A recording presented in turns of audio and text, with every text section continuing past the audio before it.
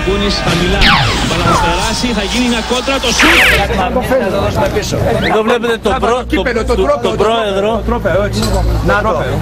Άμα το πιάνει Μαγνήτης θα το δώσουμε πίσω. Απ' τα τσάμπο είναι. Όχι, απ' τα τσάμπα είναι. Έχουμε να δηλώσουμε κάτι. Γιορτάζουμε για την Τρίτη. Είναι ελληνικό το πειρατικό. Όλε, όλε. Όλε, όλε. Ζήτω 25η Μαρτίου. Ζήτω. Καραγκούνης χαμηλά. Η μπάλα θα περάσει, θα γίνει μια κόντρα, το σουτ, γκολ. 1-0 ανοίγουμε το σκορ.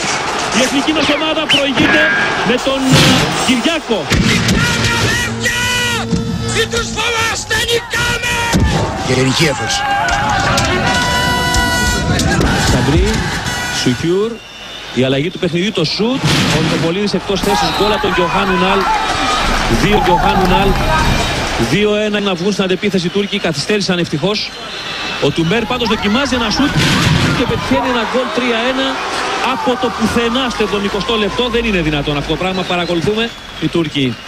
Και πάλι περνάνε σαν να μην υπάρχει άμυνά μας και πετυχαίνουν το 4-1.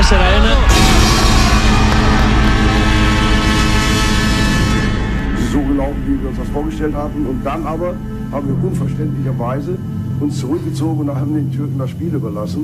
Und sie haben das wunderbar gemacht und sind immer besser geworden. Und wir haben uns immer mehr zurückgezogen. Und dann sind wir nicht mehr ins Spiel gekommen und dann haben wir es leider verloren.